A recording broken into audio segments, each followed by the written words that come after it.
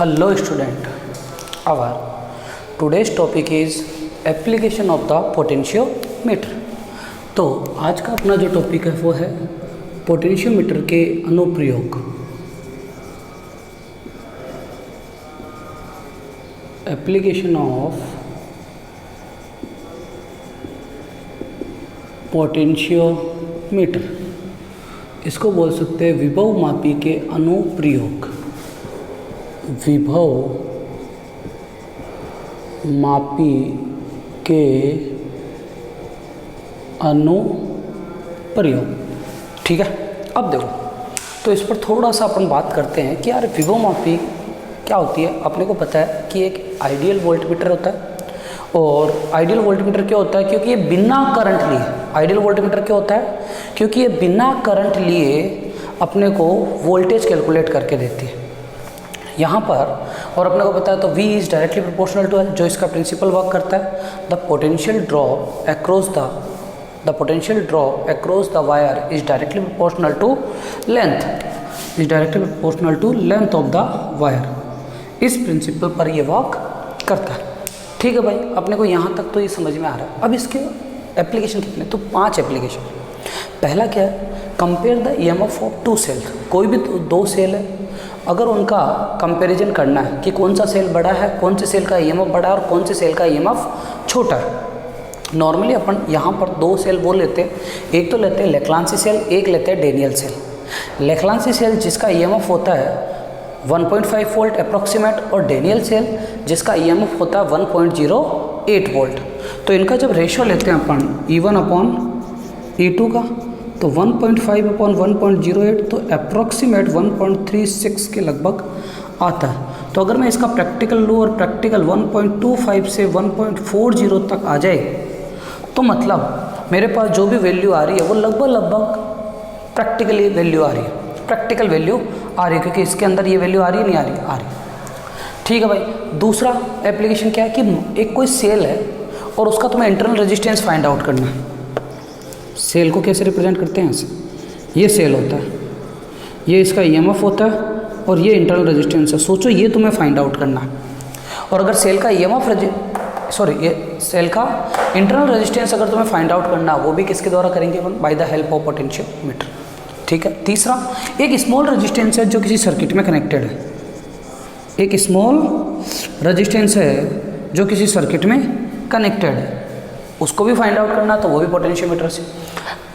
चौथा, अगर तुम्हारे पास एक वोल्ट मीटर है और वोल्ट मीटर जो रीडिंग देता है वो एग्जैक्ट तो नहीं होती, क्योंकि वोल्ट मीटर किससे बना होता है, वाइंडिंग, कॉपर वाइंडिंग से बना होता है, कि एक क्रोड रहता है उसके ऊपर कॉपर वाइंडिंग लगी रहती है, जो कि डिस्कस इन चैप्टर नंबर 7। ये अपन चैप्टर नंबर 7 में डिस्कस करेंगे कि वोल्ट मीटर कैसे बनाते हैं। तो अब यहाँ पर इसका ये वोल्ट मीटर रीडिंग देता है, और वोल्ट मीटर की रीडिंग क्या रहती है, एररफुल रहती है। इसकी रीडिंग एररफुल रहती है, और इसी एररफुल रीडिंग की जो अपन जांच करते हैं, अपने को भाई आइडियल वोल्ट मीटर कौन है, पोटेंशियोमीटर।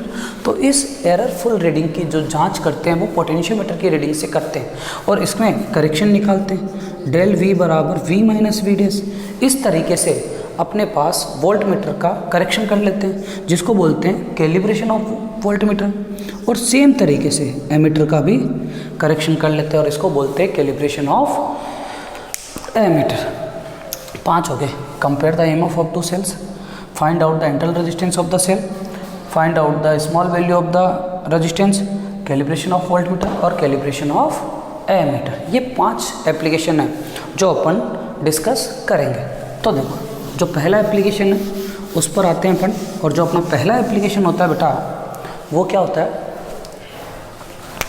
जो अपना पहला एप्लीकेशन है वो है to compare the EMF of cell, compare the EMF of 2 cell by the potentiometer, by the potentiometer. मतलब विभव मापी के द्वारा 2 सेलों के विद्युत वाहक बलों की तुलना करना। तो लिख देते हैं हिंदी में, विभव मापी के द्वारा दो सेलों के विद्युत वाहक बलों की तुलना करना। देखो अब यहाँ से अपन दो सेलों के विद्युत वाहक बलों की तुलना करें तो इस यहाँ पर स्टार्टिंग तो आ गई है। अब एपरेटस अपने को क्या क्या चाहिए। ओके बेटा, आगे अपन कल चर्चा करें। हेलो स्टूडेंट, अपना आज का जो टॉपिक है वो है compare the EMF of cell by the help of potentiometer. जो अपन ने प्रीवियस डिस्कस करे थे कि भाई जो पोटेंशियोमीटर होता है उसके 5 एप्लीकेशन होते हैं। पोटेंशियोमीटर के कितने एप्लीकेशन होते हैं? 5 होते हैं, जिनमें आज पहला अपन डिस्कस करने चाह रहे हैं जिसको हिंदी में क्या बोलते हैं कि विभव मापी के द्वारा दो सेलों के विद्युत वाहक बलों की तुलना करना। अब ये दो सेल कौन कौन से हैं तो थोड़े बहुत पहले सेल पर, ठीक है, तो सेल की बात करते हैं तो दो सेल है अपने पास, एक होता है डेनियल सेल, एक होता है लेक्लांसी सेल, ठीक है। तो अगर मैं सेल की बात करूं तो पहला जो सेल है वो है लेक्लांसी सेल, लेक्लांसी सेल, ठीक है। और इस सेल का जो ईएमएफ होता है पहले वाले का 1.5 वोल्ट होता है अप्रॉक्सीमेट, और दूसरा होता है जो होता है डेनियल सेल, और ये E2 रहता है और इसका रहता है लगभग 1.08 वोल्ट, ठीक है। अब इनका अगर मैं रेशो लूँगा तो वो क्या आएगा 1.36 आएगा। ये जो दो सेल रहते हैं ये अपन यूज करते हैं, ठीक है। अब बात करते हैं आगे कि यार इसका प्रिंसिपल क्या रहेगा। प्रिंसिपल वही जो पोटेंशियोमीटर का रहता है। प्रिंसिपल क्या? The potential drop across the wire is directly proportional to the length of the conductor. तो potential drop across the wire is directly proportional to its length, ठीक है बेटा। तो देखो V is directly proportional to L, इस principle पर ये work करता है। कोई भी ले लो E, है ना। अगला आ जाता है इसमें इसकी सर्किट डायग्राम।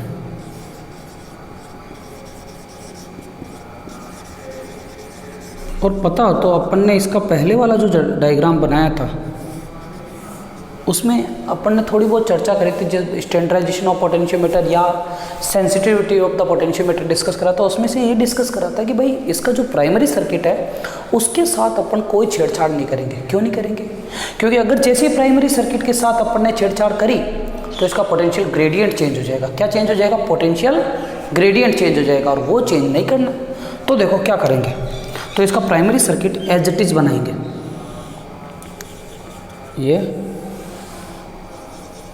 ये एक वायर है A और B, वही 10 मीटर का वायर है।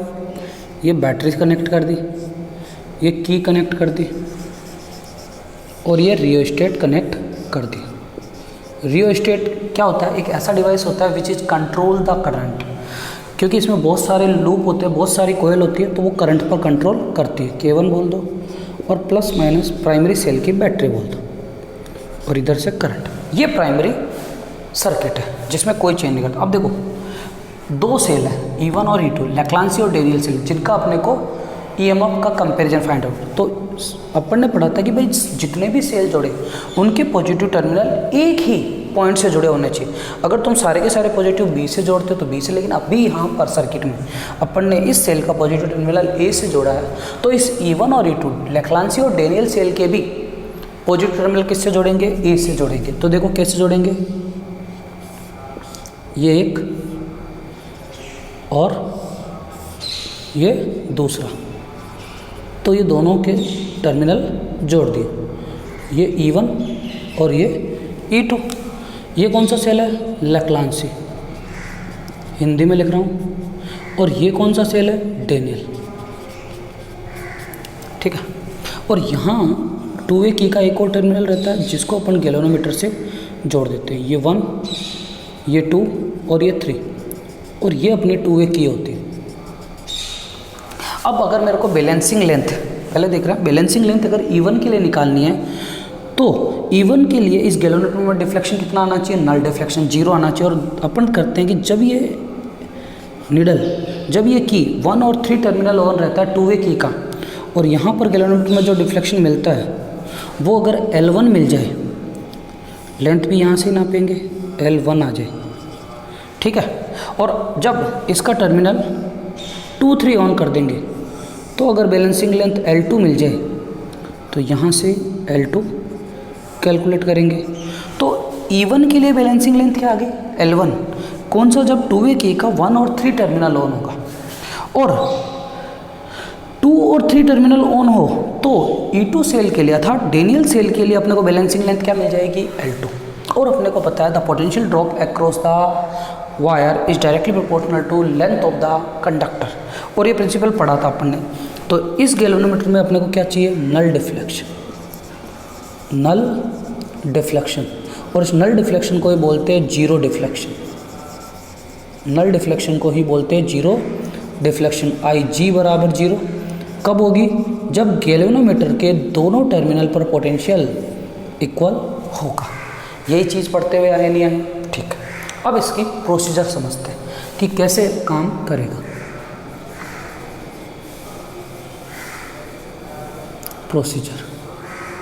प्रोसीजर में सबसे पहले अपने को K1 की तो ऑन रखनी पड़ेगी, क्योंकि अपने को वर्किंग चाहिए प्राइमरी कंडीशन। तो सबसे पहले K1 on because of primary circuit walk, जिससे कि प्राइमरी सर्किट वॉक करे। अब स्टेप 1 पर चलते हैं, एक एक स्टेप बढ़ते हैं ना।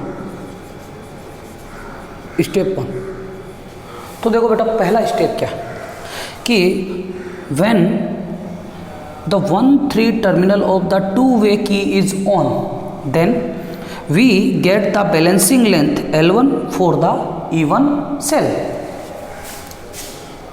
तो व्हेन 1-3 टर्मिनल ऑफ 2-वे key is on, then we get the balancing length L1, we get the balancing length L1 किसके लिए, for E1 cell, for E1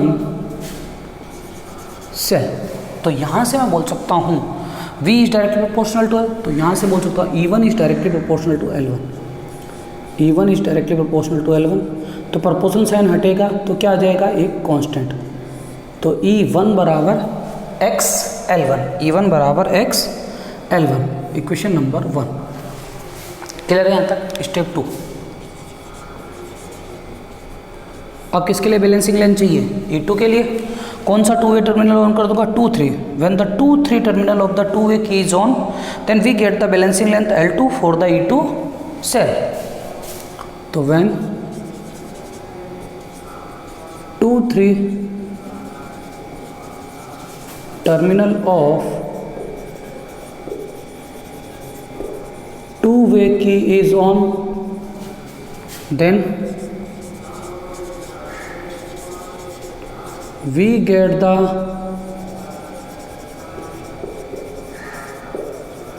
balancing length L2 for E2 cell.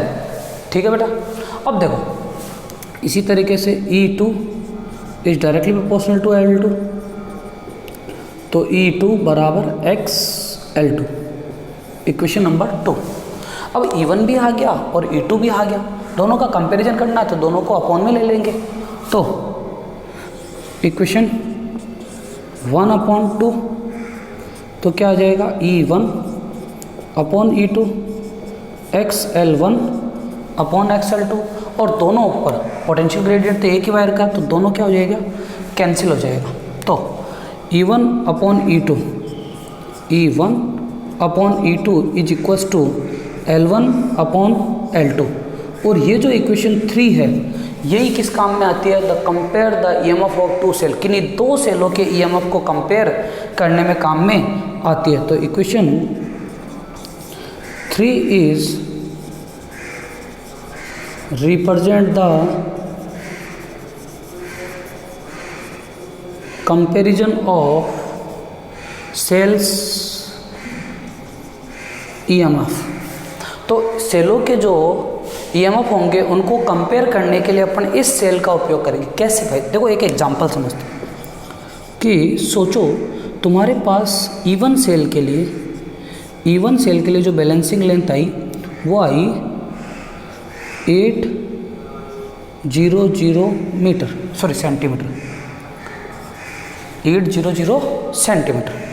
और जो E2 cell के लिए जो तुम्हारे पास balancing length आई वो आई 600 centimetre. ठीक है, तो E1 अपॉन E2 क्या आ जाएगा यहाँ से, तो 800 अपॉन 600 कैंसिल, 8 अपॉन 6 मतलब 4/3, तो 1.33। मेरे हिसाब से अप्रॉक्सीमेट उसके अंदर आ रही है, नहीं आ रही, आ रही, क्योंकि अपना पास 1.5 में 1.08 का डिवाइड भी कर दोगे ना तुम, इसमें अगर डिवाइड भी कर दोगे तो आ जाएगा 1.36 और वो 1.33, मतलब अप्रॉक्सीमेट वैल्यू आ रही है। क्योंकि ये प्रैक्टिकल वैल्यू है, ये रियल वैल्यू है, तो रियल वैल्यू और प्रैक्टिकल वैल्यू में 100% कोई ना कोई एरर होगी, क्योंकि कितना ही अच्छा प्रैक्टिकल कर लो प्रैक्टिकल एरर आती ही आती है।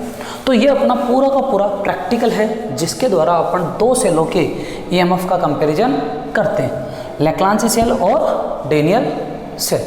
ठीक है बेटा, यहाँ तक क्लियर है, तो इसका स्क्रीनशॉट ले लो। क्लियर, ओके बेटा, आज के लिए थैंक यू।